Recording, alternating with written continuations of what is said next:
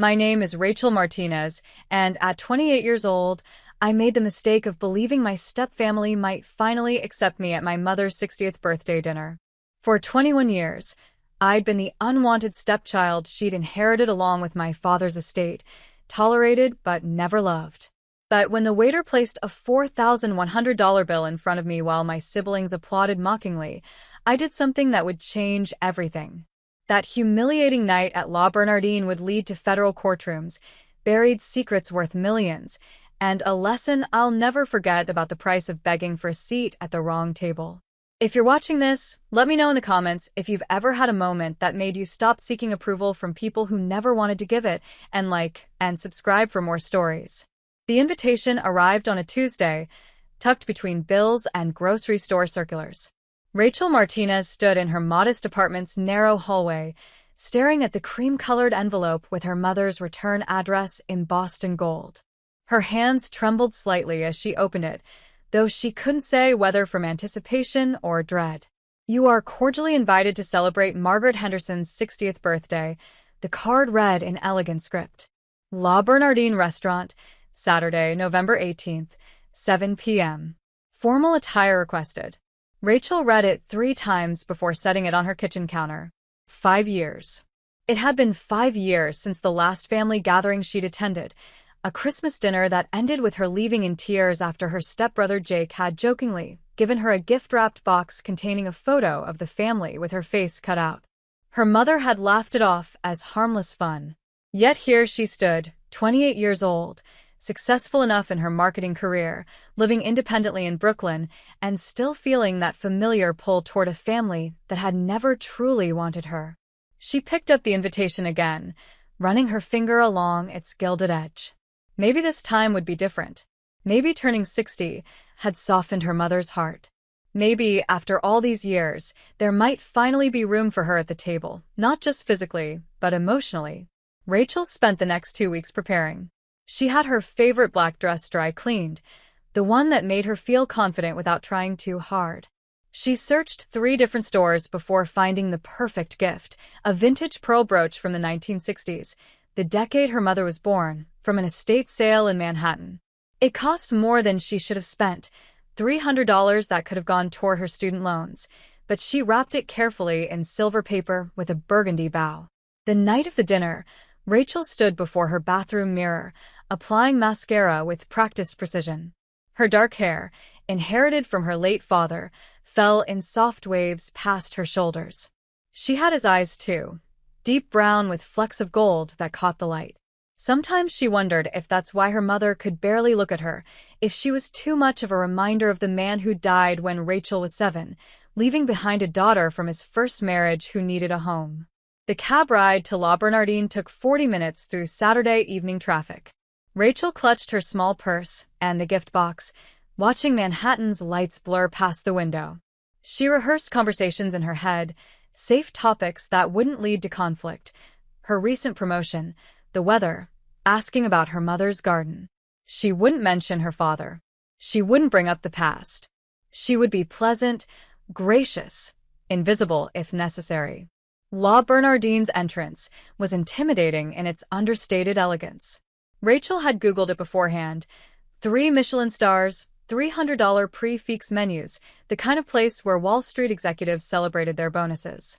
Her heels clicked against marble floors as she gave her mother's name to the maitre d', who led her through rooms of hushed conversation and clinking crystal to a private dining room in the back. She paused at the doorway, taking in the scene. A long oak table dominated the space, set for 12 with china that probably cost more than her monthly rent. Place cards in calligraphy marked each seat. Her mother sat at the head, resplendent in a champagne-colored dress, her blonde hair styled in an elegant chignon. Around her clustered Rachel's step-siblings. Jake, now 32, in a designer suit that screamed investment banker. Melissa, 30, her jewelry catching the candlelight, and Thomas, 26, the baby her mother had given birth to 2 years after marrying Rachel's father. Other seats held aunts, uncles, and her mother's closest friends.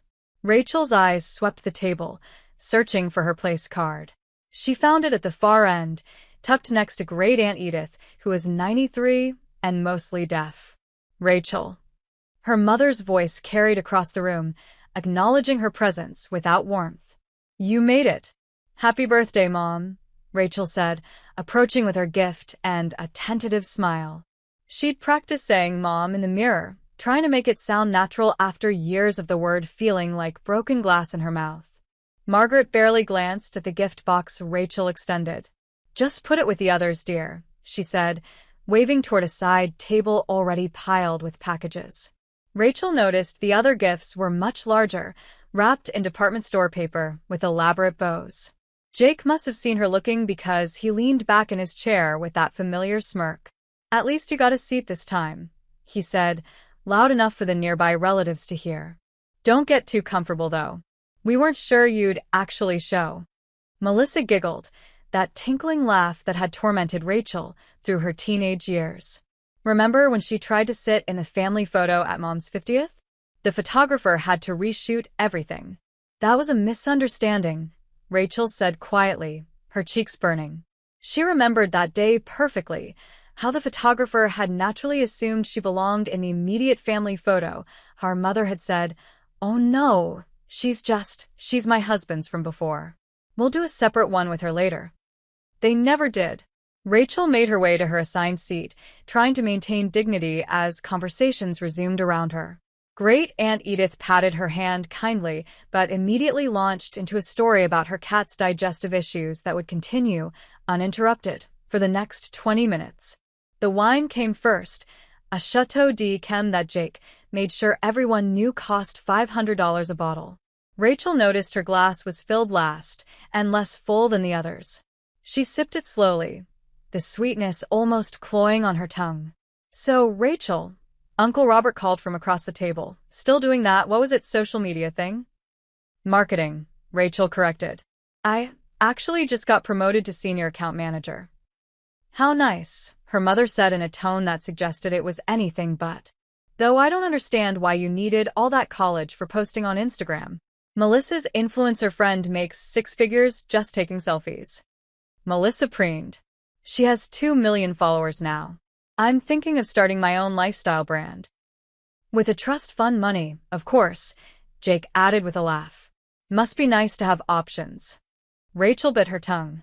She'd worked 3 jobs to put herself through state school while her step-siblings attended private universities funded by trusts their grandparents had established. Grandparents who had made it clear Rachel was not their blood and therefore not their responsibility. The appetizers arrived. Oysters on beds of crushed ice, their shells gleaming like pearls. Rachel watched her family slurp them down with practiced ease. Her own oyster sat untouched. Seafood had always made her nervous, a fact her family knew and seemed to have deliberately ignored when ordering the prix-fixe menu for everyone.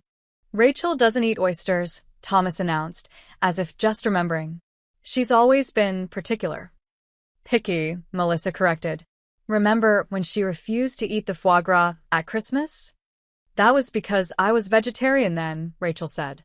For all of 6 months, her mother said, rolling her eyes. One of her phases, like when she decided she wanted to be a writer, or an artist, or was it a teacher? I can never keep track of Rachel's little dreams. The main course arrived in a flourish of silver domes lifted simultaneously by the waitstaff. Lobster thermidor, its rich sauce glistening under the candlelight. Rachel's stomach, already tight with anxiety, recoiled at the sight. It was then that her mother stood, raising her champagne flute. The room fell silent.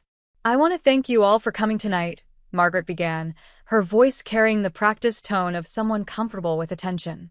60 years on this earth, and I'm so blessed to be surrounded by the people I love most.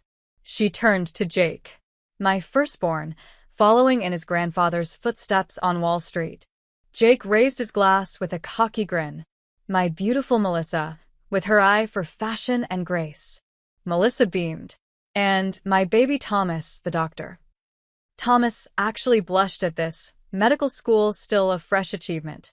Margaret's eyes swept the table, pausing on various relatives with warm acknowledgments, before finally landing on Rachel with all the warmth of a January wind.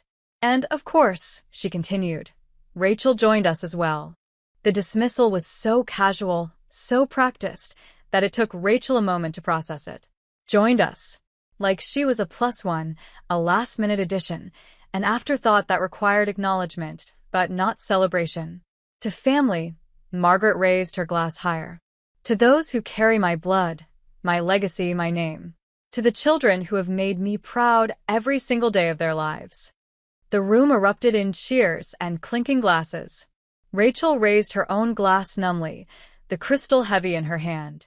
Across the table, she caught Aunt Patricia's eye, her father's sister, the only relative from his side who occasionally remembered Rachel existed. Patricia's expression was sympathetic but resigned, the look of someone who had long ago decided that making waves wasn't worth the trouble. As the toasts continued, each sibling taking turns to praise their mother with increasingly elaborate speeches, Rachel excused herself to the bathroom. She stood in the marble-clad space, gripping the sink's edge, staring at her reflection. Her makeup was still perfect, her dress unwrinkled, but her eyes looked hollow. When she returned to the table, dessert was being served, an elaborate croquembouche tower that must have cost a fortune. Her mother was opening gifts, cooing over each one with theatrical delight. Jake had given her a Cartier watch. Melissa, a Hermes scarf. Thomas, a weekend at a spa in Connecticut. Oh, there's one more, Aunt Patricia said helpfully, pointing to Rachel's silver-wrapped box, forgotten on the side table. Margaret picked it up with the enthusiasm of someone handling junk mail. She unwrapped it slowly, revealing the vintage brooch. For a moment, Rachel thought she saw something flicker in her mother's eyes, recognition, perhaps, of the effort and thought behind the gift. How vintage, Margaret said, setting it aside. Thank you, Rachel. She didn't put it on. She didn't even take it out of the box to look at it properly. It was placed with the discarded wrapping paper, already forgotten. The evening was winding down when it happened. The waiter appeared with the leather folder containing the check, and instead of placing it discreetly by Margaret or even Jake, who'd been boasting about his recent bonus all night, he set it directly in front of Rachel.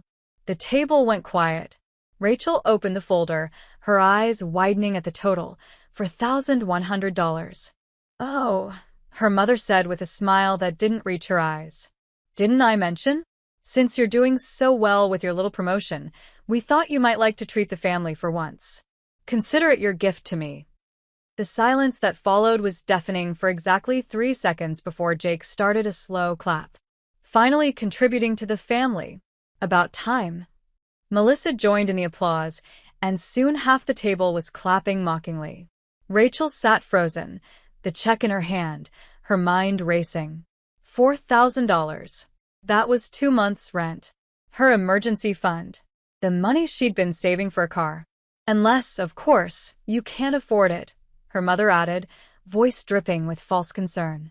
We understand if your marketing job doesn't pay as well as you've been implying. This was a test. A trap. If she couldn't pay, she'd be humiliated, proven to be the failure they'd always said she was. If she could pay, she'd be financially devastated but would have proven what? That she could be manipulated? That she was desperate enough for their approval to bankrupt herself? Rachel looked around the table at the faces, watching her. Some amused, some uncomfortable, but none intervening. Even Aunt Patricia had suddenly become very interested in her dessert. She thought of all the dinners she'd been excluded from over the years. All the family vacations she'd learned about through Facebook. All the Christmases where her gifts were clearly afterthoughts while her siblings received cars and jewelry. She thought of her father, dead 21 years now, and wondered what he would think of this moment. Then Rachel did something that surprised everyone, including herself.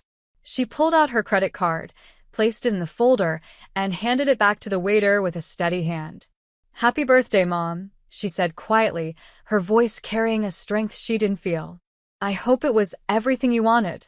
Margaret's smirk widened. Well, maybe you're finally learning your place in this family after all. Yes, Rachel said, standing and gathering her coat. I think I finally am. She walked out of that private dining room with her head high, even as she heard the laughter resume behind her. In the main restaurant, diners continued their meals, oblivious to the small tragedy that had just played out in their midst. The maitre d' nodded politely as she passed. The coat-check girl wished her a pleasant evening. It wasn't until Rachel was outside, the November air sharp against her face, that she allowed herself one moment of weakness, pressing her hand against the restaurant's brick wall for support. $4,100. She'd just paid $4,100 for the privilege of being humiliated by people who were supposed to love her. But as she raised her hand to hail a cab, Rachel felt something shift inside her chest. It wasn't defeat. It wasn't even sadness. It was something harder, more crystalline. It was the feeling of a last illusion shattering, and with it, the strange freedom that comes from finally seeing things as they truly are. The cab ride home was a blur of lights and half-formed thoughts. Rachel sat in her apartment, still in her dress, the receipt for $4,100 lying on her coffee table like evidence of a crime.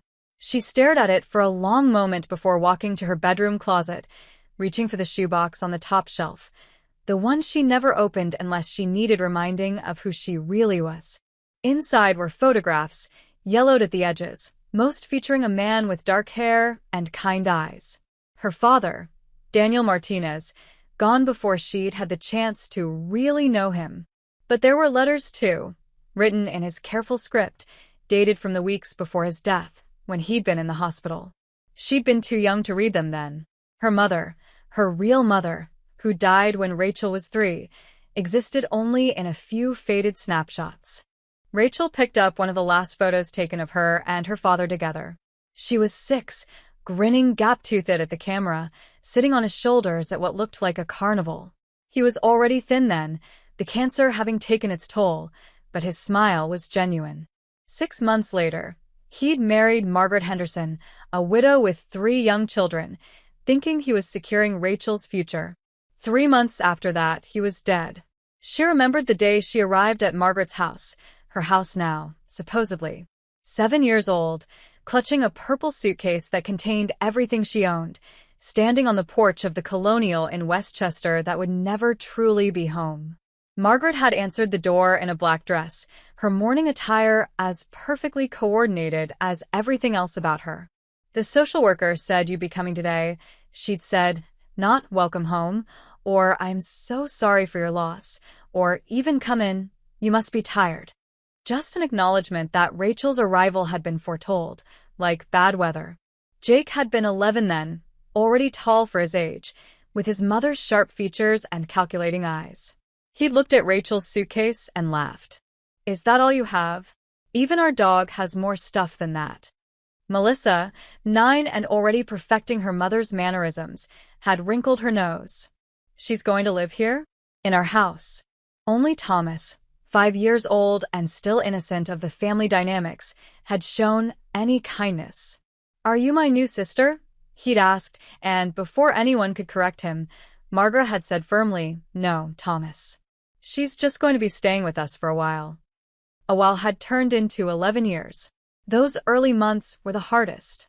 Rachel had tried so desperately to fit in, to earn her place. She remembered spending hours making a Mother's Day card for Margaret that first May, carefully coloring flowers and writing, "I love you, Mom," in her best handwriting. Margaret had glanced at it, said, "That's nice, dear," and left it on the counter. Later, Rachel found it in the trash, beneath coffee grounds and eggshells. She learned to make herself small, useful, invisible. She did extra chores without being asked. She kept her grades perfect, thinking academic achievement might earn approval. She joined no clubs that required extra fees, asked for nothing beyond the absolute basics, wore Melissa's hand-me-downs without complaint even when the other kids at school mocked her for it. The family portraits were perhaps the cruelest reminder of her status. Every year, Margaret hired a professional photographer for a formal family photo.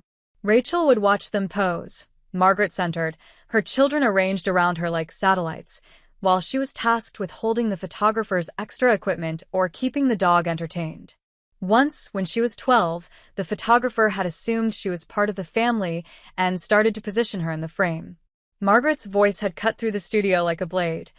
"No, she's not. She's my late husband's daughter." We'll do a separate one with her after. They never did. Christmases were exercises in endurance. Rachel would come downstairs to find the tree surrounded by presents, the pile beneath Jake's stocking towering, Melissa's gifts wrapped in coordinating paper, Thomas's new bike or gaming system already assembled. Rachel's stocking, when they remembered to hang it, would contain practical items, socks, deodorant, a gift card to Target for school supplies. She learned to say thank you with enthusiasm, to never let them see how much it hurt. The first time she truly understood her position was at her 8th grade graduation. She'd won the Academic Excellence Award, the only bright spot in a difficult year. As she walked across the stage, she'd looked into the audience, searching for her family. Margaret was there, but she was checking her phone. Jake and Melissa hadn't bothered to come. Only Thomas had clapped, and Margaret had shushed him. Afterward, when other families were taking photos and going to celebratory dinners, Margaret had said, "We need to get home. Jake has his lacrosse banquet tonight." Rachel's achievement was not even worth a mention at dinner. High school brought new humiliations. When Jake got his license, he was given a BMW for his 16th birthday. "A safe car for our precious boy," Margaret had cooed. When Rachel turned 16, she got a bus pass. When she asked about driving lessons, Margaret had laughed. "Driving is a privilege, not a right. Besides, the bus builds character." She watched Melissa get a dress for prom that cost more than Rachel's entire wardrobe. She listened to them plan college visits to Ivy League schools while her guidance counselor helped her fill out financial aid forms in secret, knowing Margaret would never pay for her education despite the legal obligation to provide for her until she was 18. The college acceptance letters were hidden in her locker at school. MIT had said no. Her grades were perfect, but she had no extracurriculars, no legacy connections, no ability to pay. But SUNY Purchase had offered her a partial scholarship, and with loans and work study, she could make it work. When she told Margaret she'd been accepted to college, her stepmother had seemed surprised. "College? Well, I suppose that's nice. You know we can't help you with that, don't you? We have 3 children to put through school." Rachel had wanted to scream that she was supposed to be one of those children, that her father had left money, had left instructions, had left her in Margaret's care thinking she'd be treated as family. Instead, she'd simply said, "I know." The day she left for college was anticlimactic. Thomas, 13 by then and already being molded by his mother's influence, had barely looked up from his video game. Melissa had made a snide comment about community college being so brave of you, even though SUNY Purchase was a respected state school. Jake, home from Princeton for the weekend, had actually helped carry her boxes to the cab, but only after making sure the neighbors saw him being helpful. Margaret had stood in the doorway, arms crossed, watching. "Don't expect to come home every weekend," she'd said. "Your room is being turned into my craft space." College was a revelation. For the first time, Rachel could be herself without apology. She made friends who liked her for who she was, not in spite of it. She worked at the campus bookstore, tutored underclassmen in English, and later got a job at a local restaurant that let her take home leftover food. She spent holidays in her dorm room or at friends' houses, telling herself she preferred it that way. But there were moments when the loneliness was overwhelming. When her roommate's mother would send care packages addressed to both of them.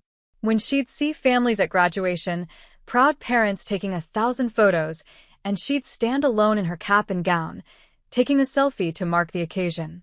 Margaret hadn't come to her graduation. "Traffic is so bad that time of year," she'd said. Rachel found out later from Thomas that they'd gone to the Hamptons that weekend instead. The marketing job had been a hard one, starting as an unpaid internship that Rachel could barely afford to take.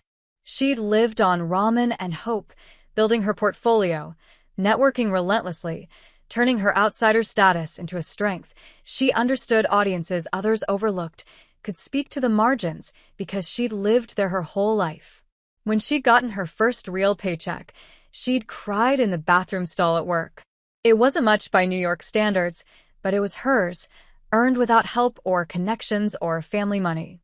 She'd thought about calling Margaret to share the news, then remembered that Margaret had never once asked about her career, her life, her dreams. The family only reached out when they needed something. Could Rachel design a logo for Melissa's lifestyle brand for free? Could she help Thomas with his medical school application essays?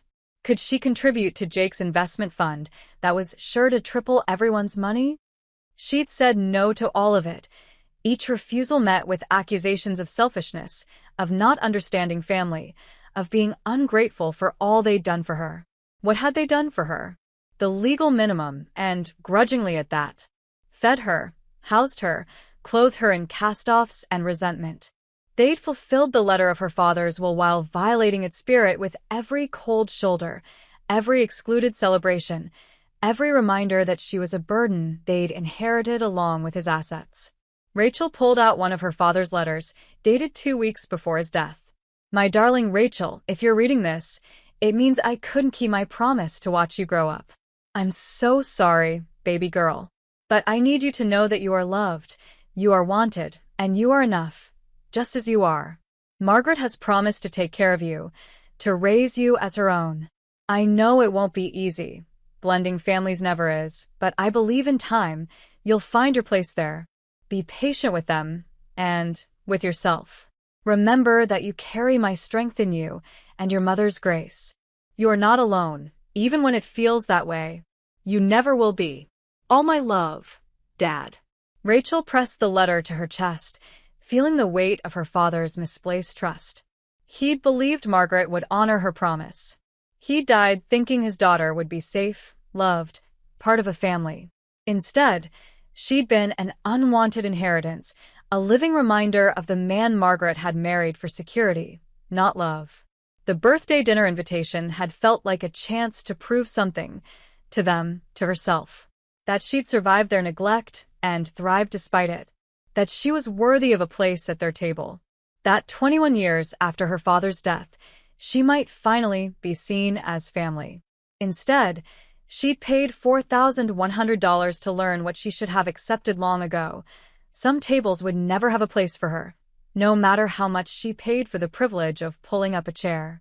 Rachel put the letters back in the shoebox, but this time, she didn't return it to the closet shelf.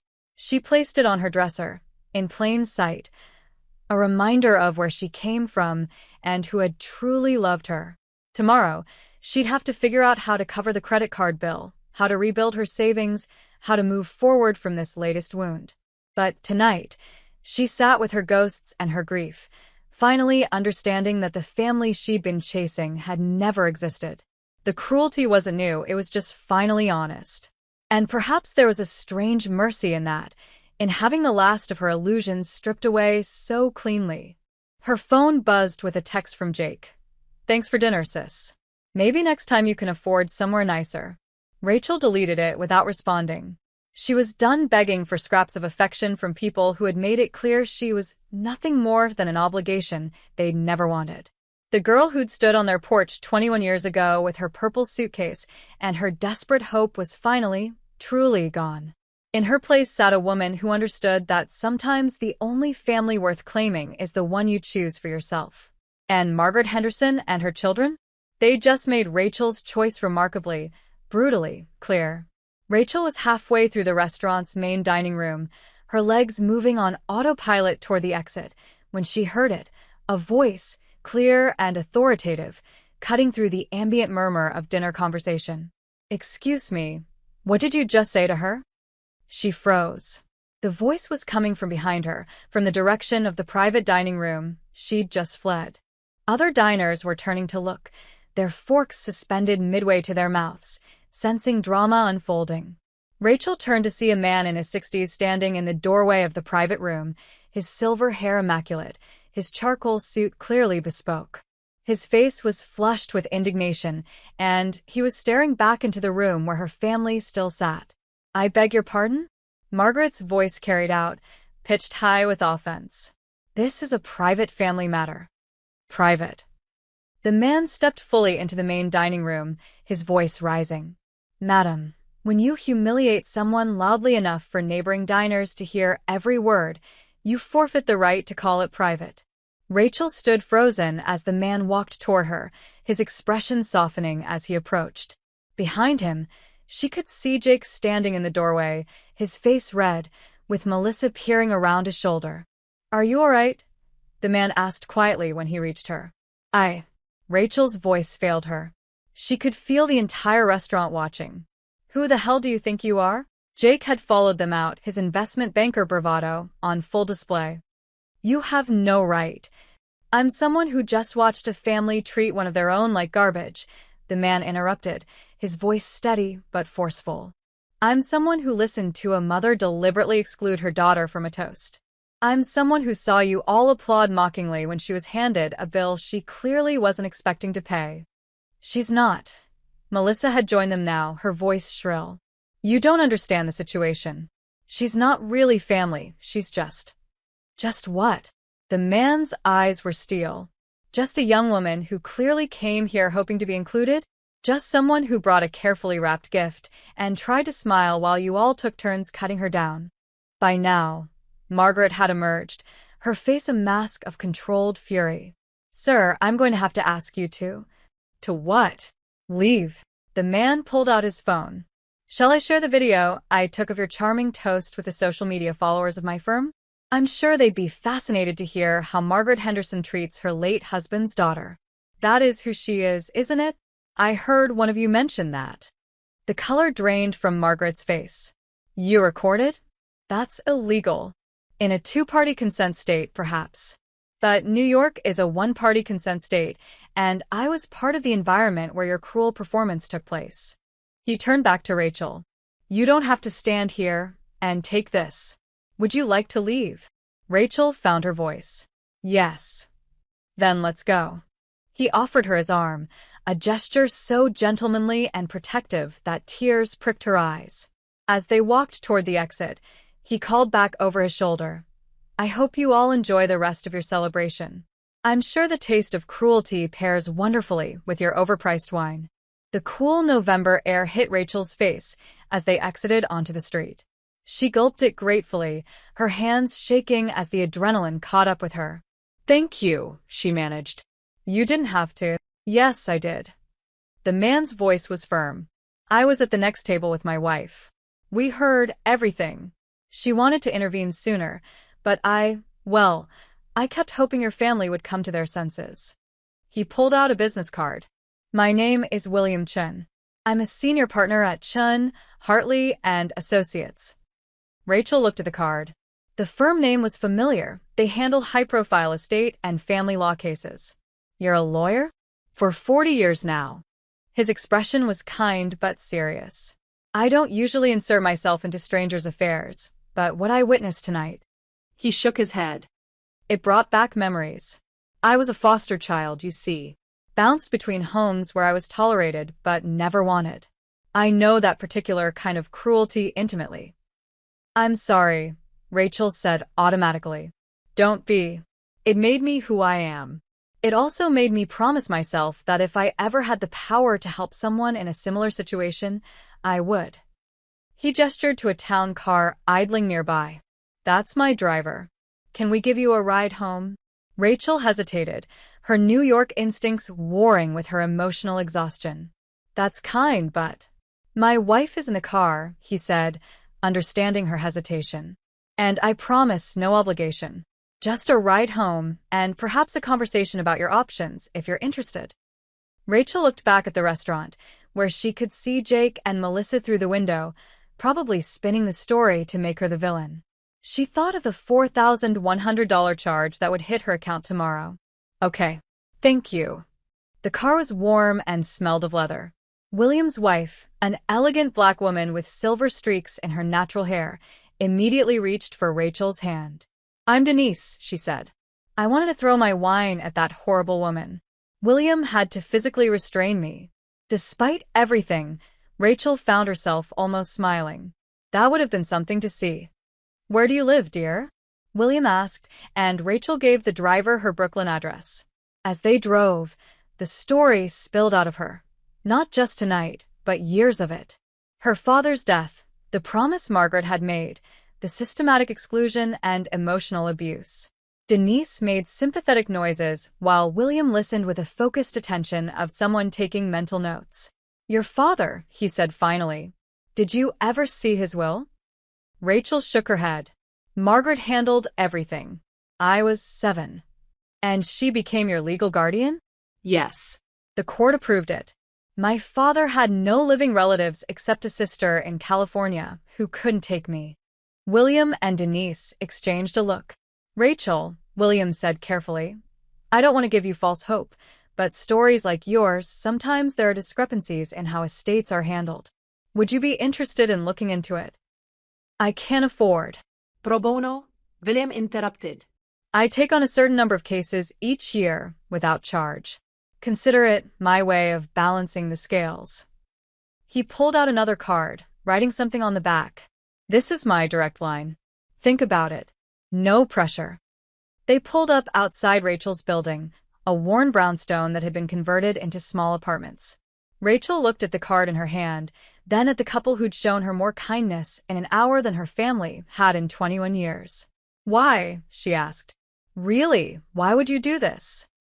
Denise answered. Because everyone deserves at least one person in their corner. Tonight, we're yours. Rachel made it to her apartment before the tears came. She cried until she was empty, then sat at her kitchen table staring at William Chen's business card. She thought about throwing it away, about accepting that this was just how her life was. But then she remembered Jake's mocking applause, Melissa's cruel laughter, Margaret's satisfied smile as she'd signed that credit card slip. She picked up her phone and typed out an email before she could lose her nerve. Mr. Chen, thank you again for your kindness tonight. I would like to meet to discuss my father's estate. Rachel Martinez. His response came within minutes. Rachel, come to my office Monday at 10 a.m. Bring any documents you have related to your father. We're going to get to the bottom of this. William. Rachel spent Sunday in a frenzy of organization. She had so few documents, her father's death certificate, a few old bank statements she'd found in a box when she was 16, some photos, his letters. It seemed pathetically little to build a case on. She also called her boss, Sandra, to request Monday morning off. Sandra, a black woman who'd built her marketing firm from nothing, had become something of a mentor over the past 2 years. Of course, Sandra said, then paused. Rachel, is everything okay? You sound different. The story tumbled out for the second time. Sandra listened, occasionally swearing under her breath. That bitch, Sandra said finally, dispensing with professionalism. Listen, you take the time you need. And Rachel? Don't let them win. You're worth 10 of them. Monday morning came gray and drizzling. Rachel dressed carefully in her best professional outfit, the one she wore for important client presentations. Chun, Hartley, and Associates occupied 3 floors of a Manhattan high-rise, all marble and glass and understated wealth. William's office was a corner suite with floor-to-ceiling windows overlooking Central Park. The walls were lined with law books and photographs, William with politicians, celebrities, even one with a Supreme Court justice. Don't let all this intimidate you, William said, noticing her looking around. I started with nothing. Everything here was built one case at a time, one victory at a time. He gestured to chairs arranged around a coffee table. Let's talk about your father. Rachel handed over her meager folder. William went through each document carefully, occasionally making notes on a legal pad. This is all you have? Margaret said everything else was destroyed in a flood in their basement years ago. How convenient. William's tone was dry. Rachel, I'm going to ask you some questions. They might be painful, but I need honest answers. For the next 2 hours, William walked her through her entire history with the Henderson family. He was particularly interested in financial details. Had she ever seen bank statements? Trust documents? Had Margaret ever mentioned investments or insurance policies? There was something, Rachel said slowly, a memory surfacing. When I was maybe 14, I overheard Margaret on the phone with someone.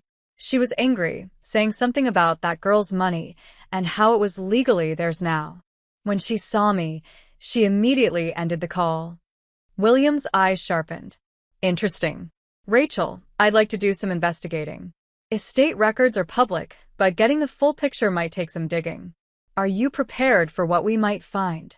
What do you mean? I mean that sometimes, when we go looking for the truth, we find things that are worse than what we imagined. Your stepfamily may have done more than just treat you poorly. They may have committed actual fraud. Rachel thought of all the years of scrimping, of watching her siblings live in luxury, while she worked 3 jobs. I need to know.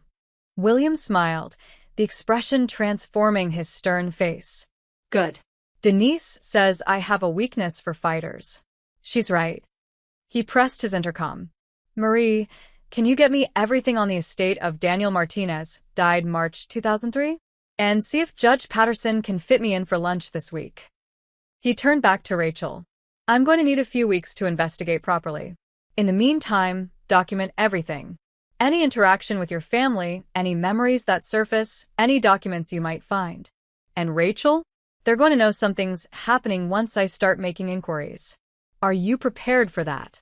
Rachel thought of the family group chat she'd been removed from that morning, Melissa's Instagram story mocking ungrateful people who don't know their place, the credit card bill that would devastate her finances.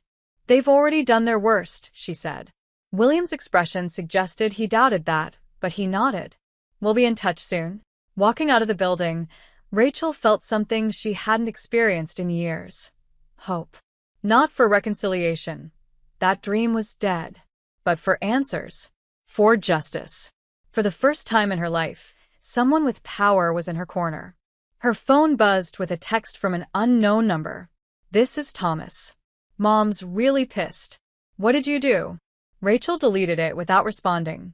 Then, on impulse, she walked into a small cafe and ordered herself lunch. As she sat by the window, watching the rain streak the glass, she pulled out her journal and began to write. Not about the pain this time, but about the future. About what life might look like when you stop begging for a seat at a table that was never meant for you. 2 weeks passed in a blur of normalcy that felt anything but normal. Rachel threw herself into work, leading a campaign for a nonprofit that supported foster children. The irony wasn't lost on her. She was crafting messages about belonging and family for children who, like her, knew what it meant to be unwanted. The first sign that William's investigation was bearing fruit came through a phone call on a Tuesday evening. Rachel was reheating leftover Thai food when her phone rang. Rachel, it's William. Can you come to my office tomorrow? Bring anyone you trust. You're going to want support for this. What did you find? Tomorrow, Rachel. 9 a.m. Rachel called Sandra immediately. Her boss didn't hesitate. I'll clear my morning. We're going together. They arrived at William's office to find him surrounded by documents, his desk covered in papers organized into neat piles. Denise was there too, having taken the day off from her own practice. Sit, William said without preamble. What I'm about to tell you is going to be difficult to hear. Rachel gripped Sandra's hand as William began. Your father's estate was worth approximately $2.3 million at the time of his death. Rachel's world tilted. What? He had life insurance policies, investments, and the house in Westchester was fully paid off. There was also a trust fund specifically established for your education, separate from the main estate. But Rachel's voice was faint. I worked 3 jobs to get through college. Margaret said there was no money, because Margaret allegedly destroyed the original will and filed a different one. The words hung in the air like an accusation. William pulled out a document. This is the will that was filed with the probate court. It leaves everything to Margaret, with a provision that she would care for Rachel Martinez as she sees fit. Very vague language, unusual for an estate lawyer to draft. He pulled out another paper. This is a billing record from your father's actual attorney, Harold Morrison, now deceased. He billed for 30 hours of will preparation, including something called the Rachel Trust. A simple will leaving everything to a spouse doesn't take 30 hours. So, the will was fake? Sandra asked, her professional composure cracking. We can't prove that yet, William said carefully.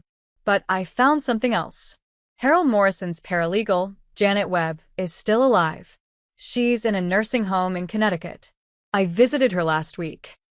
He pulled out a tape recorder. She agreed to be recorded. Janet Webb's voice was elderly but clear. Oh, I remember the Martinez will clearly. That poor man was so concerned about his little girl.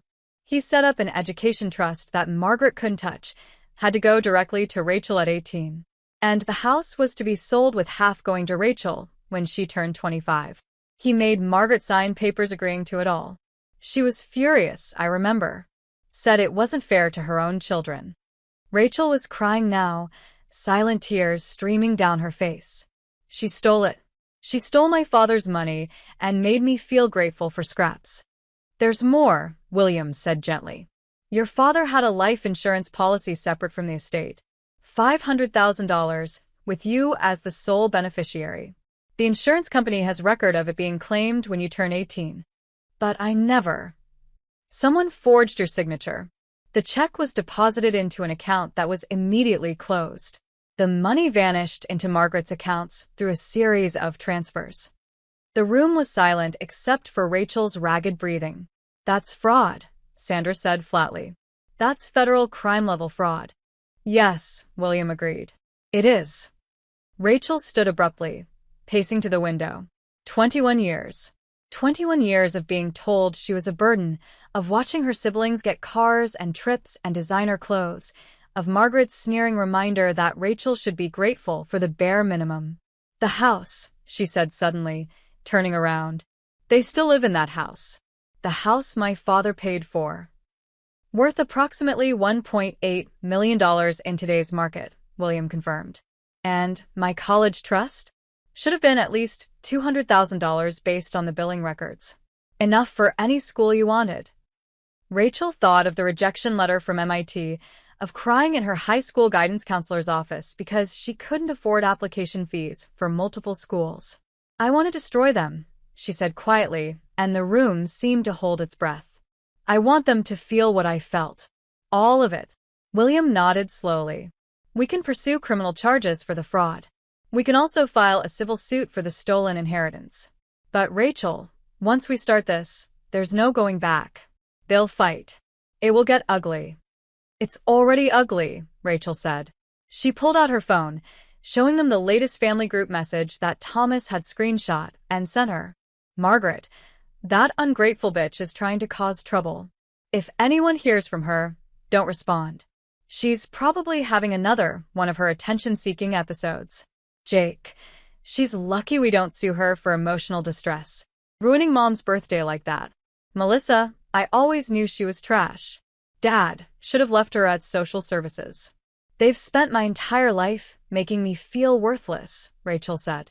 They stole my father's money, my education, my future. And they laughed while they did it. William pulled out more documents. I've prepared a formal request for all estate documents. We'll need to file it with the court by. His phone rang. He frowned at the caller ID. It's Patterson, the judge I mentioned. He answered, listening intently. I see. Yes, she's here now. We'll be right over. He hung up, his expression grim. Apparently, Margaret Henderson has already been to see Judge Patterson. She's filing for a restraining order against you, claiming harassment. What? Rachel hadn't contacted them once since the dinner. It's a preemptive strike.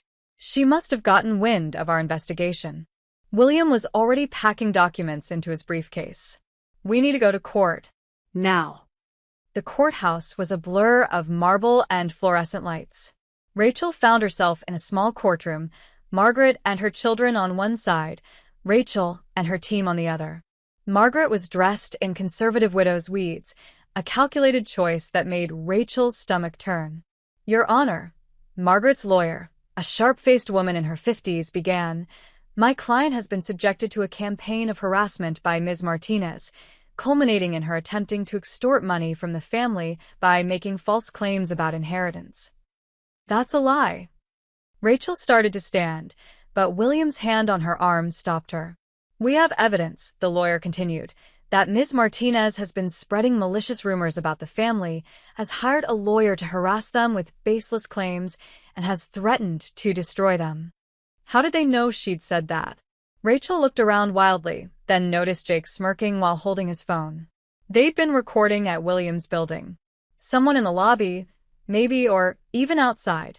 Judge Patterson, an elderly black man with keen eyes, looked between the parties. Mr. Chun, I understand you're representing Ms. Martinez? I am, Your Honor.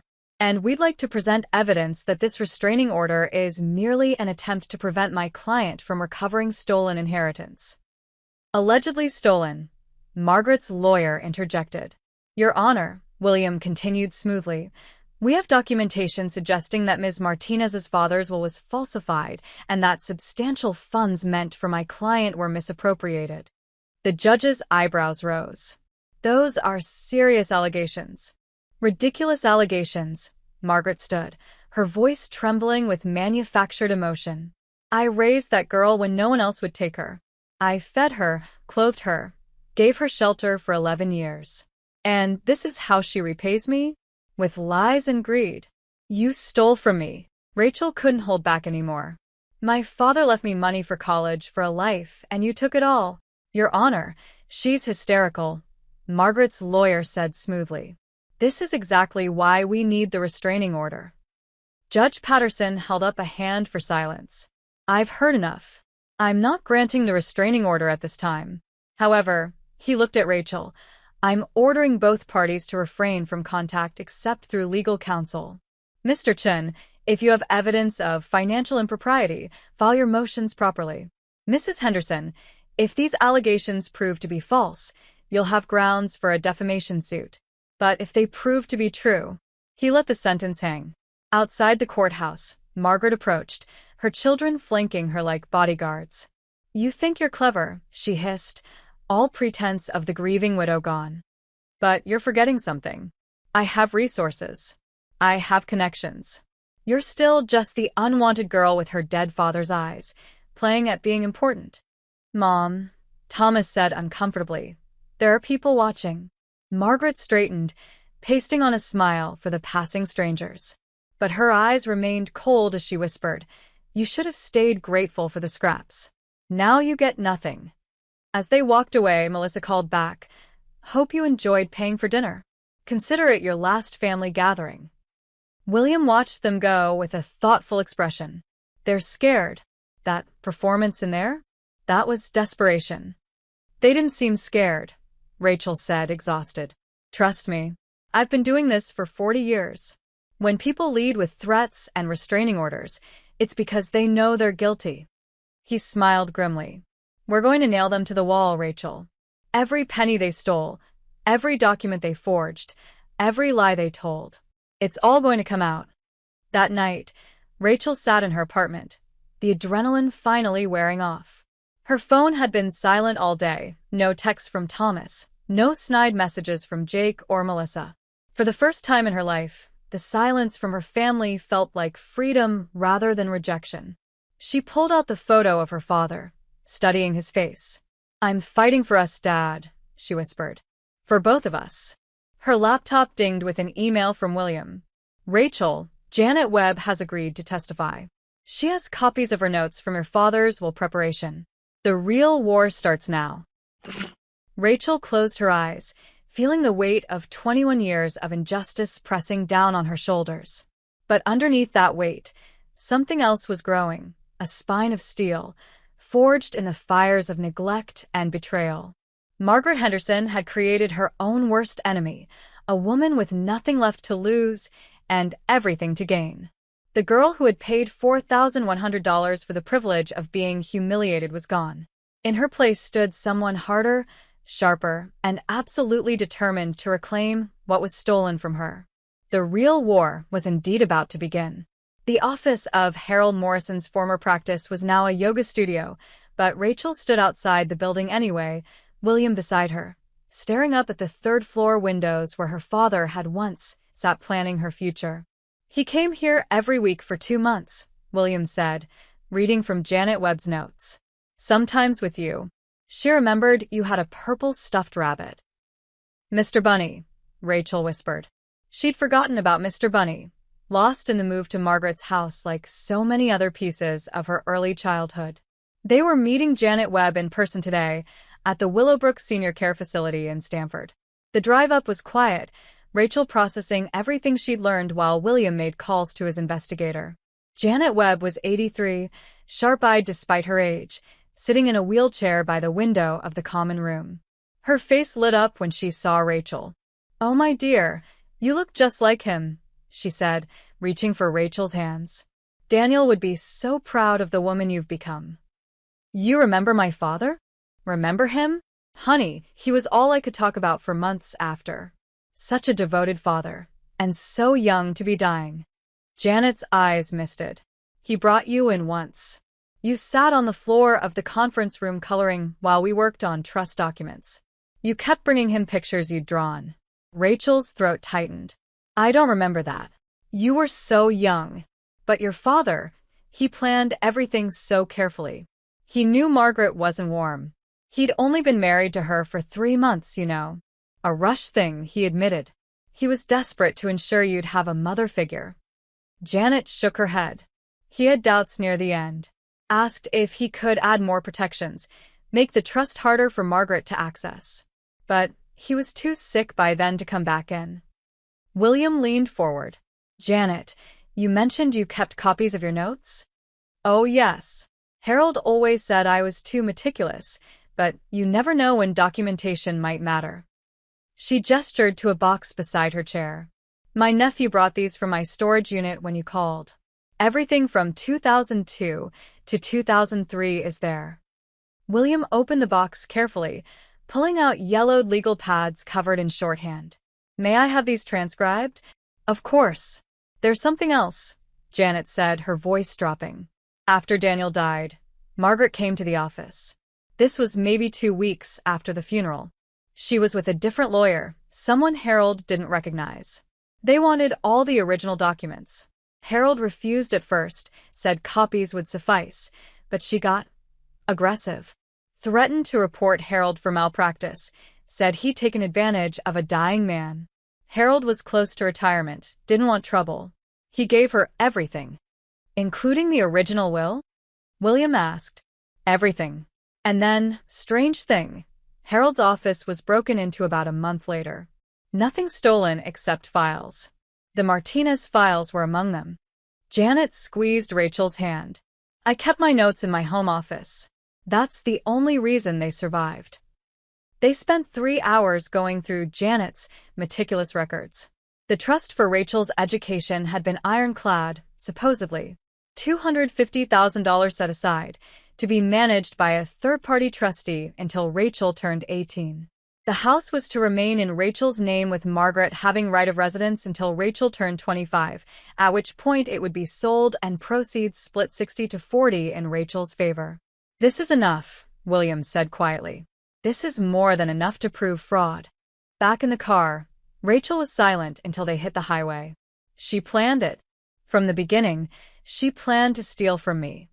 It appears so. Rachel, I need to ask, are you prepared for this to become public? The press might pick it up. It's a compelling story. Rachel thought of her quiet life, her small apartment, her carefully guarded privacy. Then she thought of Melissa's Instagram, full of luxury vacations funded by her father's money.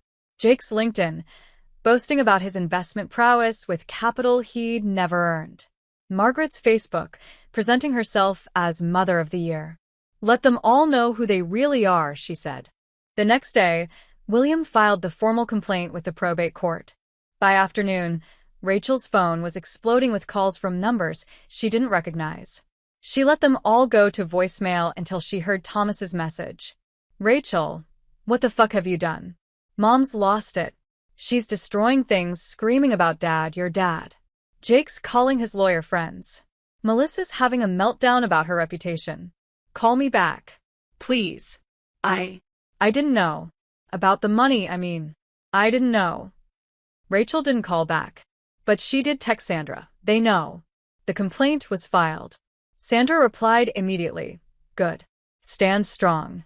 You've got this. That evening, Rachel was heating up soup when her doorbell rang. She never had unexpected visitors. Through the peephole, she saw a man in his 40s, well-dressed but tired-looking. Ms. Martinez? My name is Peter Caldwell. I'm an attorney. Not with the Hendersons, he added quickly. I represent the estate of Harold Morrison. Rachel opened the door cautiously. Harold Morrison has been dead for 10 years. Yes, but his estate still has liability insurance. If it's proven that he participated in fraud regarding your father's will, His estate could be liable. I'm here because I found something you need to see. He pulled out a tablet, showing her a scanned document. This was in Harold's personal effects. His widow just found it while preparing to sell their house. It's a letter from Harold to the State Bar Association, dated 2 months before his death. He never sent it, Rachel read, her hands beginning to shake. I write to report a grave ethical breach in which I was complicit 20 years ago. Margaret Henderson, née Williamson, coerced me into destroying the legitimate will of Daniel Martinez and filing a fraudulent one in its place. She threatened to destroy my practice with false allegations if I didn't comply. I was weeks from retirement and took the coward's path. I've lived with this guilt ever since. Rachel Martinez, Daniel's daughter, was robbed of her rightful inheritance. I estimate the stolen amount to be in excess of $2 million. Oh my God, Rachel breathed. There's more. Harold apparently hired a private investigator to watch the Hendersons. We have photographs of Margaret removing money from accounts that should have been in trust for you. We have records of her forging your signature on documents. Harold built a complete case, but died before he could act on it. Why didn't his widow come forward earlier? She didn't know. These were in a locked filing cabinet in their basement. She only found them because of the house sale. Peter set the tablet on her counter. Ms. Martinez, with this evidence, the Hendersons aren't just looking at civil penalties. This is criminal fraud, forgery, and theft. They could face prison time. Rachel stared at the tablet, at Harold Morrison's confession, at the evidence of 21 years of crime. Send it all to William Chin. Everything. After Peter left, Rachel sat in her darkening apartment, not bothering to turn on lights. Her phone rang repeatedly, unknown numbers, Thomas, even Jake. She ignored them all. Finally, a text came through from Margaret. You vindictive little bitch. You're destroying this family over money? After everything I did for you? I clothed you, fed you, gave you shelter. You were nothing but a burden your father left me, and this is how you repay me? You'll regret this. I'll make sure you regret this for the rest of your miserable life. Rachel screenshot the message and forwarded it to William. His response was immediate. Don't engage. Save everything. This is evidence of harassment and attempted intimidation. That night, Rachel couldn't sleep. She stood by her window, looking out at Brooklyn's lights, thinking about the 7-year-old girl with the purple suitcase. That little girl had just wanted to be loved, to belong somewhere. She'd tried so hard for so long. But that little girl was gone now, replaced by a woman who understood that sometimes justice was better than love, that truth was better than acceptance, and that making people face consequences for their cruelty was not vindictive. It was necessary. The vandalism started 3 days after the Morrison evidence surfaced. Rachel woke to find her car, the used Honda she'd finally saved enough to buy last year, with all 4 tires slashed and lying bitch keyed into the hood. The security cameras in the parking garage had mysteriously malfunctioned that night. File a police report, William instructed over the phone. Document everything. But the police officer, who came, seemed skeptical. No witnesses, no working cameras. Could be random vandalism. This neighborhood, you know? Rachel knew it wasn't random. The next day, her super informed her that someone had called claiming to be her employer, saying she'd been fired and would be moving out immediately. Then her credit cards started getting declined. Someone had called and reported them all stolen, freezing her accounts. They're trying to destabilize you, Sandra said, having come over with groceries when Rachel admitted she couldn't access her money. Classic intimidation tactics. It's working, Rachel admitted, exhausted. I can't sleep. Every noise makes me jump. That's why I'm staying here tonight, Sandra announced. And my brother Marcus is coming tomorrow. He's a security consultant. We're not letting them terrorize you. The legal summons came the next day.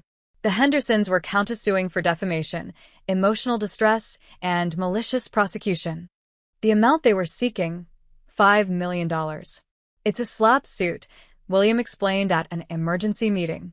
Strategic lawsuit against public participation. They're trying to bury you in legal fees, make it too expensive to continue. Can they win? Not with the evidence we have. but they can make the process painful and costly. He paused. Rachel, I need to be honest. This is going to get uglier. They're cornered, and cornered people do desperate things. He was right. The next attack was more personal. Rachel arrived at work to find her boss, Sandra, looking grim. They sent a package to our biggest client, Sandra said, showing Rachel printouts of emails. Screenshots of you at what they claim was a psychiatric facility, saying you have a history of delusions and false accusations. They're trying to discredit you professionally. The photos were real, from when Rachel had gone to therapy at 19, trying to process the trauma of her childhood. Somehow, they'd gotten her medical records. That's illegal, Rachel said, numb. Medical records are protected. Melissa posted on Instagram about having a friend who works at that clinic. She deleted it, but I screenshot it first. Sandra's expression was fierce. We're going to bury them with their own stupidity. The escalation continued. Jake showed up at Rachel's building, forcing his way past the door when another tenant was leaving. Rachel found him standing outside her apartment door at midnight, drunk and belligerent. You think you're so fucking smart, he slurred, swaying on his feet. But you're nothing. You've always been nothing. Mom only kept you because of the money. Did you know that? She wanted to dump you at social services, but Dad's money was too good to pass up. Rachel recorded the entire interaction on her phone through the peephole. Jake, you need to leave, or I'm calling the police. Call them. Tell them how you're destroying our family. Tell them how you're making Mom sick with your lies. He pounded on the door. You were supposed to stay grateful. You were supposed to know your place.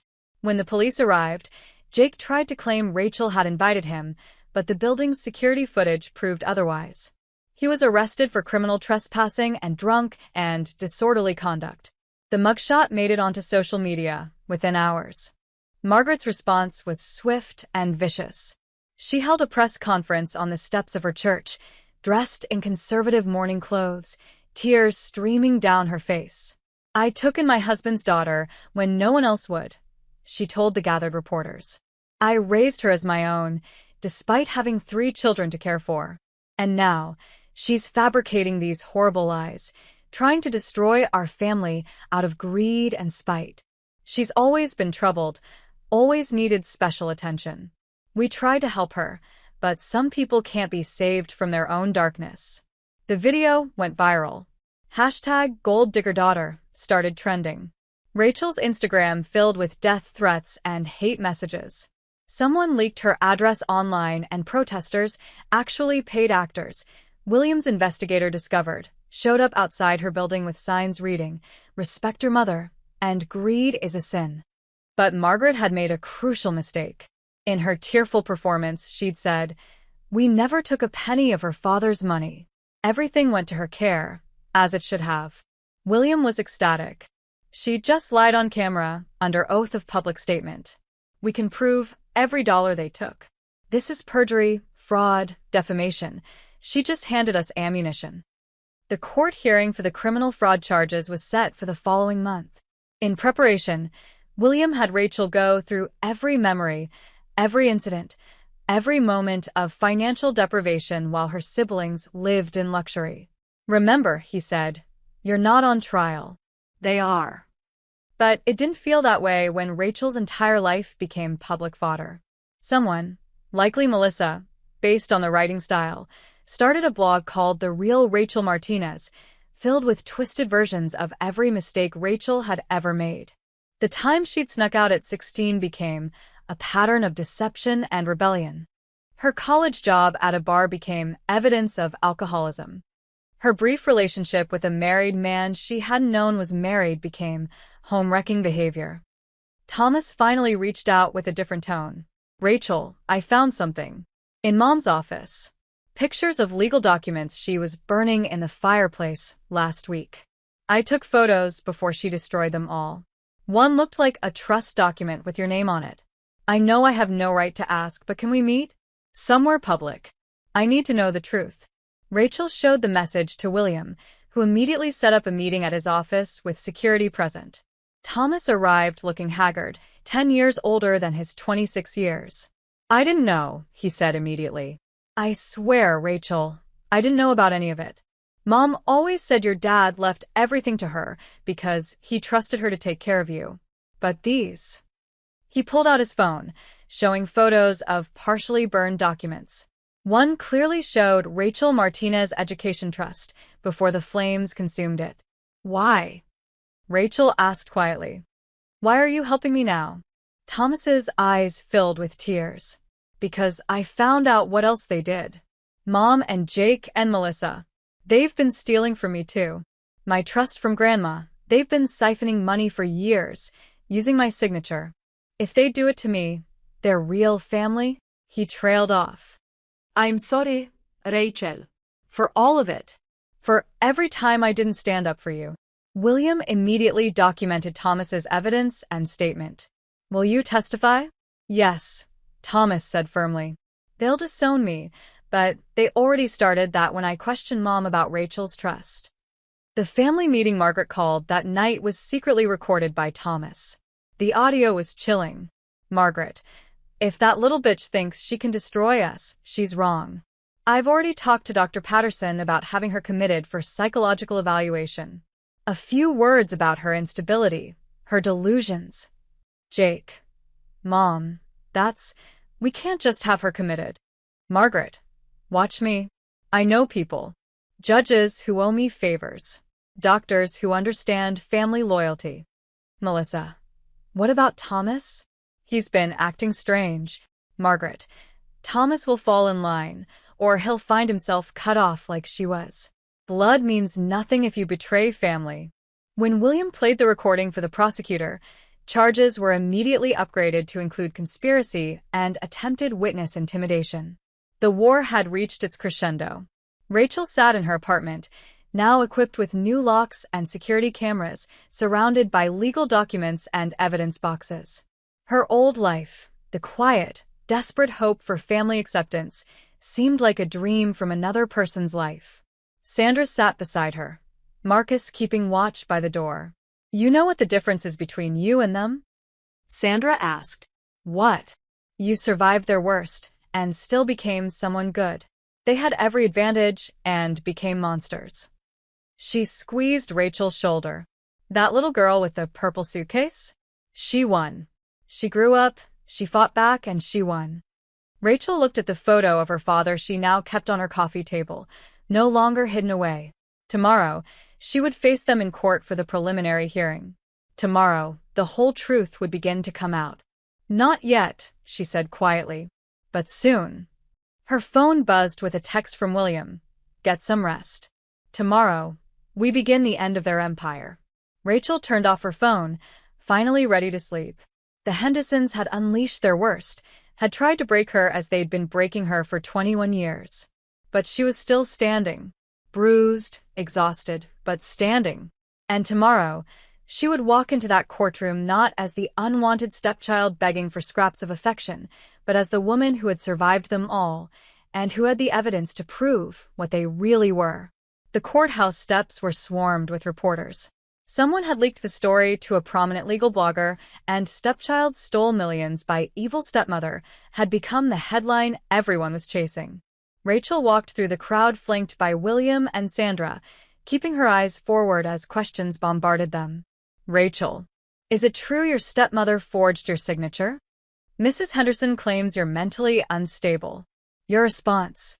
How does it feel to destroy your family? William had coached her to say nothing, and she obeyed, though the last question made her stomach clench. She wasn't destroying her family. She'd never had one to destroy. Inside the courtroom, the atmosphere was electric. The gallery was packed with observers, some sympathetic faces, others clearly there for the drama. Margaret sat at the defendant's table with her children, except Thomas, who sat behind Rachel, a public declaration that sent whispers through the crowd. Margaret had dressed strategically in a modest gray dress, her jewelry notably absent, playing the part of the beleaguered widow. Jake wore his most expensive suit, as if wealth could buy innocence. Melissa had opted for innocent pastels, her usual heavy makeup replaced with a fresh-faced look. They were performing for the jury pool, though this was just a preliminary hearing. Judge Elizabeth Warren, no relation to the politician, presided with stern efficiency.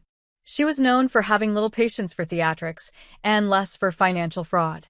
"We're here for preliminary hearings on multiple charges," Judge Warren began, "including fraud, forgery, theft, conspiracy, and witness intimidation. Mr. Chun, you may begin." William stood, his presence commanding. "Your Honor, we will demonstrate that Margaret Henderson systematically stole over $2.3 million from my client, beginning when Ms. Martinez was 7 years old and continuing to this day." He presented the evidence methodically. First, Janet Webb's testimony via video link from her nursing home. The elderly woman was clear and precise, describing Daniel Martinez's real will in detail. "He was very specific," Janet said. "The education trust was ironclad. $250,000 for Rachel's schooling. Margaret was to be trustee, but couldn't touch the principal. There was also the house. Rachel was to inherit 60% when she turned 25. And did you see this will executed?" William asked. "I witnessed it myself. Harold Morrison witnessed it, and Margaret Henderson signed it, agreeing to all terms." The prosecution lawyer, Amanda Cross, stood for cross-examination. "Ms. Webb, you're 83 years old. How can you remember details from 21 years ago?" Janet smiled. "Young lady, I remember because it was unusual. Most dying fathers leave everything to their wives. Daniel Martinez loved his daughter more than anything. He made sure she'd be protected. I took extra notes because I found it touching." William then presented Harold Morrison's confession letter, the one never sent to the Bar Association. As the court clerk read it aloud, Margaret's composure began to crack. She whispered frantically to her lawyer, while Jake's face went pale. The financial forensics expert took the stand next, a numbers specialist who'd traced every dollar. "The education trust was liquidated when Rachel Martinez was 8 years old," he testified. "The funds were transferred through 6 different accounts, eventually landing in Margaret Henderson's investment portfolio. Here are the transaction records." "And the life insurance?" William prompted. "A $500,000 policy, beneficiary Rachel Martinez. Claimed when she turned 18, but the signature is demonstrably forged. I've had 3 handwriting experts confirm it. The real Rachel Martinez was in college that day, 300 miles away. We have dated receipts from her campus bookstore proving her location." The courtroom murmured. Judge Warren banged her gavel for silence. Then came the photographs from Harold's private investigator, showing Margaret at various banks, withdrawing money from accounts that should have been untouchable. Each photo was dated, documented, undeniable. Margaret's lawyer, David Hutchinson, tried to object to everything. "These documents weren't properly authenticated. This is hearsay. The chain of custody." Judge Warren cut him off. "Mr. Hutchinson, I've been patient, but these documents have been properly submitted and authenticated.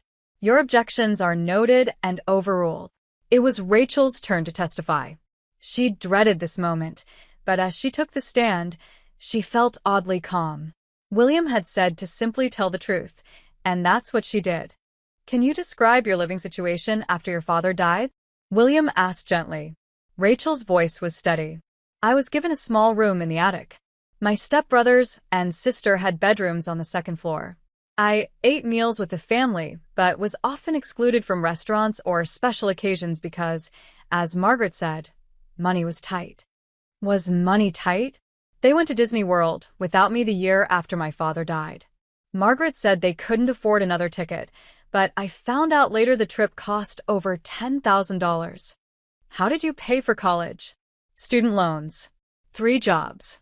I worked at the campus bookstore, tutored, and waited tables. I graduated with $67,000 in debt." "Did you know about your education trust?" "Not until 3 weeks ago." Rachel's voice cracked slightly. "I was rejected from MIT. Not because my grades weren't good enough, but because I couldn't afford it. If I'd had that trust, my whole life would have been different." Amanda Cross's cross-examination was brutal. "Ms. Martinez, you lived in the Henderson home for 11 years, correct?" "Yes." "You were fed, clothed, sheltered?" "Yes." "Given Christmas presents, birthday celebrations?" Rachel's jaw tightened. My birthdays were usually forgotten. Christmas gifts were necessities, socks, school supplies. Things that should have been provided anyway. But they were provided? The legal minimum was provided, Rachel said clearly, while my inheritance paid for their luxuries. Objection. Hutchinson called. That's speculation. It's documented fact, William responded, holding up bank records. Thomas's testimony was devastating to the Henderson case. He walked to the stand avoiding his family's eyes, though Margaret's glare could have melted steel. Mr. Henderson, Amanda Cross began, you were raised alongside Rachel Martinez? I was. Can you describe the difference in how you were treated? Thomas took a deep breath. I got a car for my 16th birthday. A BMW. Rachel got a bus pass. I had a college fund that paid for Princeton. Rachel worked 3 jobs to attend state school. I had tutors, music lessons, study abroad programs. Rachel was told those were extras the family couldn't afford for her. Were you aware of the fraud? Not until recently. But looking back, there were signs. Mom would get nervous whenever Rachel asked about her father. She burned papers in the fireplace. She kept Rachel's father's office locked and said it was for storage, but I saw her in there once, going through files and shredding documents. Why are you testifying against your mother? Thomas looked directly at Margaret for the first time. Because what she did was wrong. And because I found out she's been stealing from my trust too. If she'd steal from her biological son, what wouldn't she do to the girl she called the burden behind closed doors? Margaret shot to her feet. You ungrateful little. Mrs. Henderson. Judge Warren's gavel came down hard. You will control yourself or be removed from this courtroom. The most damaging testimony came from an unexpected source. Peter Caldwell called a surprise witness, Dr. Patricia Stern, the therapist Margaret had mentioned in the recorded conversation about having Rachel committed. Dr. Stern, Peter began, did Margaret Henderson contact you about Rachel Martinez? She did. What did she want? Dr. Stern looked uncomfortable but resolved. She wanted me to sign papers stating that Ms. Martinez was delusional and needed involuntary psychiatric commitment. She offered me $50,000. Gasps filled the courtroom. Did you agree? Absolutely not. I reported her to the authorities immediately. Attempting to have someone falsely committed is a serious crime. Margaret's lawyer objected frantically, but the damage was done. When court recessed for lunch, Rachel overheard Melissa in the bathroom, crying on the phone. Our accounts are frozen. The house might be seized. Everyone knows. My influencer contracts are being canceled. Rachel felt no satisfaction hearing it. Just a hollow sense of waste. All those years, all that stolen money. And for what? So Melissa could take selfies in designer clothes bought with Rachel's inheritance? The afternoon brought Margaret to the stand.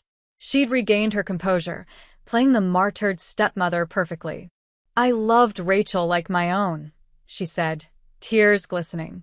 I did my best with a difficult child who was traumatized by her father's death. Then why, William asked calmly, did you tell your son Jake, and I quote from his recorded statement, I only kept her for the money? That's taken out of context. What context makes that acceptable? William's voice was ice. What context justifies stealing a 7-year-old's education fund? I didn't steal anything.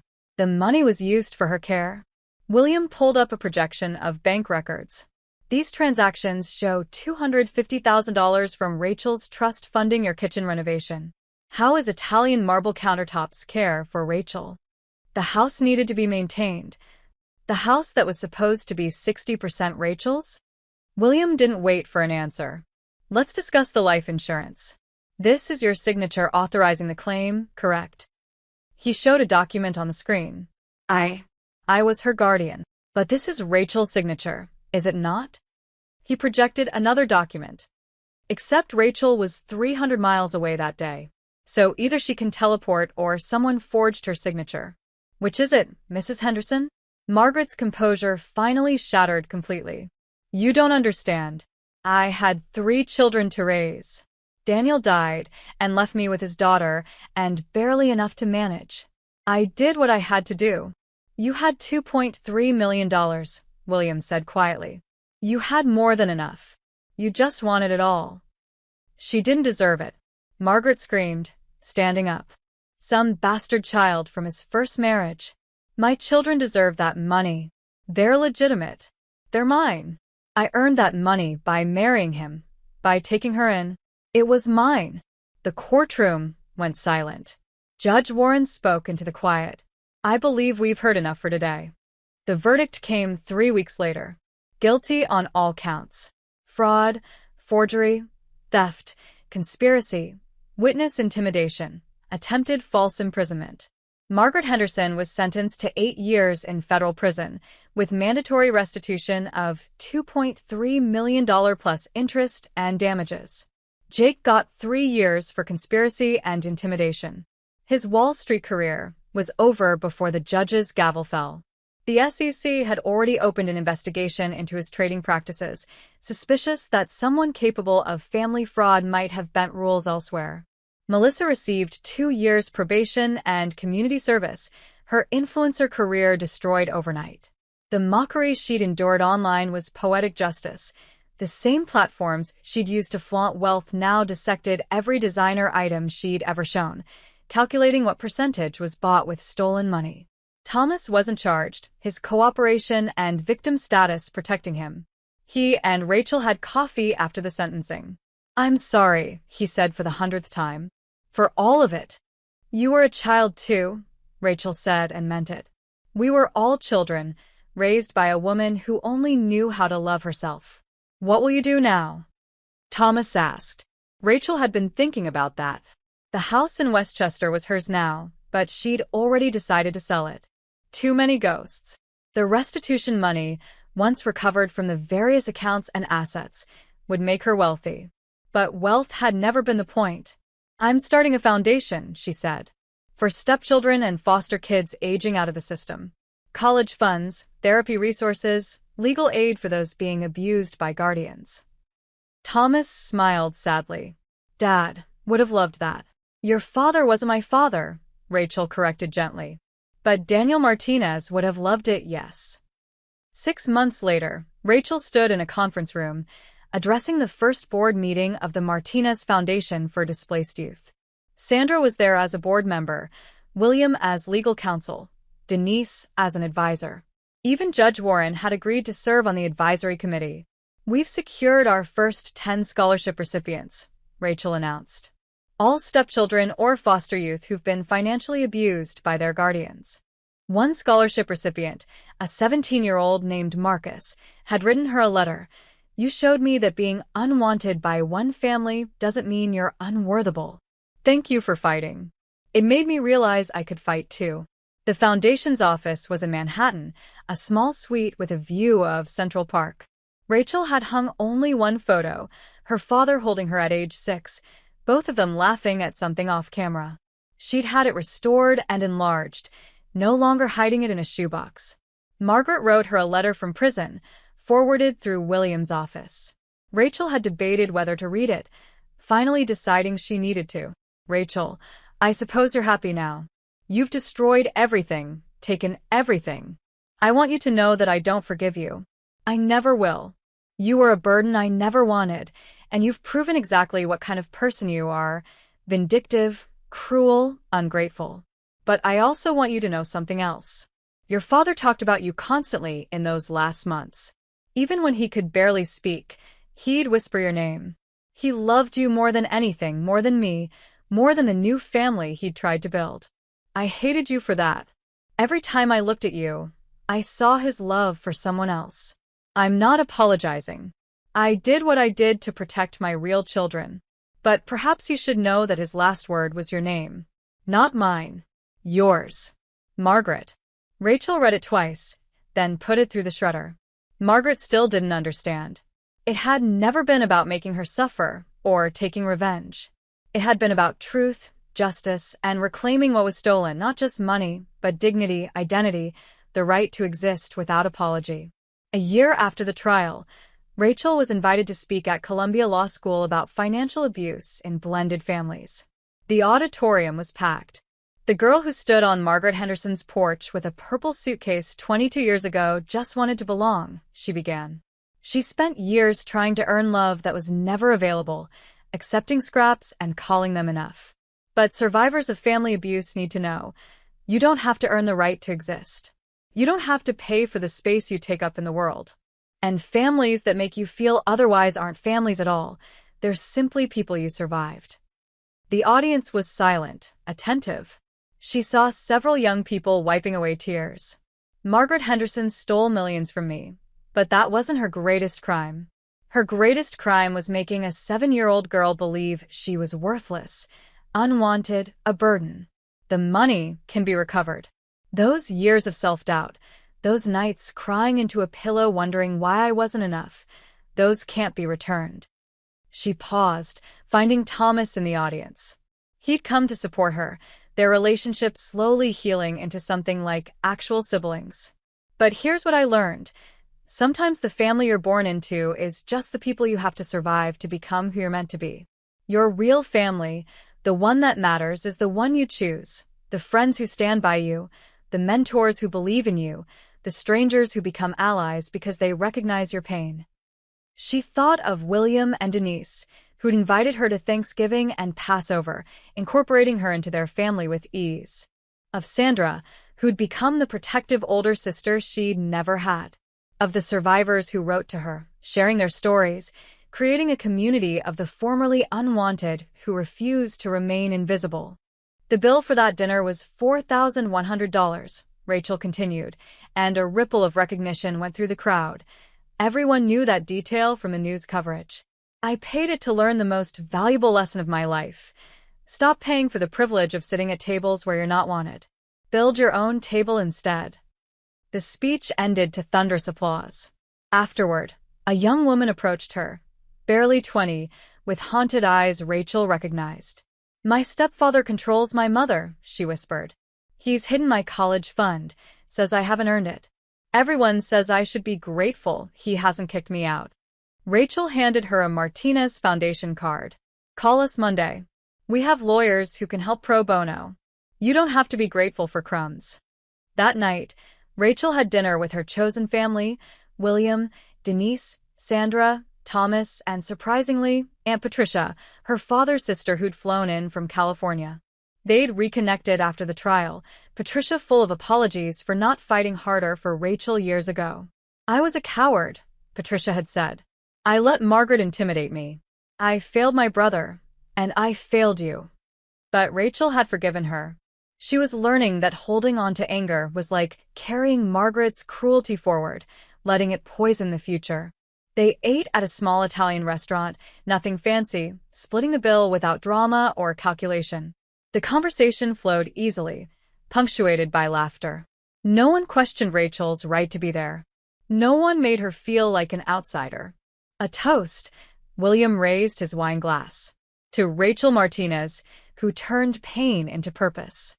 To the Martinez Foundation, Sandra added. May it help hundreds of kids know they're worthy. To family, Thomas said quietly. The kind you choose. To Dad, Rachel said, surprising herself, who loved me enough to try to protect me, even if it didn't work out as planned. They clinked glasses and Rachel felt it, that sense of belonging she'd chased for so long. It hadn't come from Margaret's acceptance or her siblings' acknowledgement. It had come from standing up, speaking truth, refusing to remain silent and small. Her phone buzzed with a text from one of the Foundation's first scholarship recipients. Got into Cornell. Full ride with the Foundation's help. Thank you for showing me I deserve to dream big. Rachel smiled, tucking her phone away. Margaret was in prison, probably lying on a narrow bunk, consumed by bitterness. Jake was working at a small firm in Delaware, his reputation destroyed. Melissa had moved back home to the house they'd have to sell for restitution, her Instagram account deleted. But Rachel? Rachel was free. Free from seeking approval that would never come. Free from the weight of unworthiness they'd tried to make her carry. Free to be exactly who she was. Not a stepchild, not a burden, not an outsider, but a survivor who'd refused to let cruelty define her limits. The little girl with the purple suitcase was gone, but she'd left behind something better. A woman who knew her worth wasn't determined by those who'd refused to see it, but by her own decision to stop accepting anything less than respect. As she walked home that night, Rachel passed a church with a sign that read, "Family isn't about blood. It's about who shows up." She thought of everyone who'd shown up. William on that terrible night at the restaurant, Sandra with groceries when the Hendersons tried to break her, Thomas with evidence that could have cost him everything, Janet Webb with her careful notes preserving truth across decades. Margaret had been right about one thing in her prison letter. Daniel Martinez's last word had been Rachel's name. But Margaret had misunderstood what that meant. It wasn't favoritism or cruelty to his new family. It was a father's desperate hope that his daughter would survive, would thrive, would overcome whatever came next. 22 years later, she finally had. Here's a question for those still seeking approval from people who make them feel small. What would you do differently if you truly believed you were already enough? If this story resonated with you, hit that like button and subscribe for more stories about finding your worth when family fails you.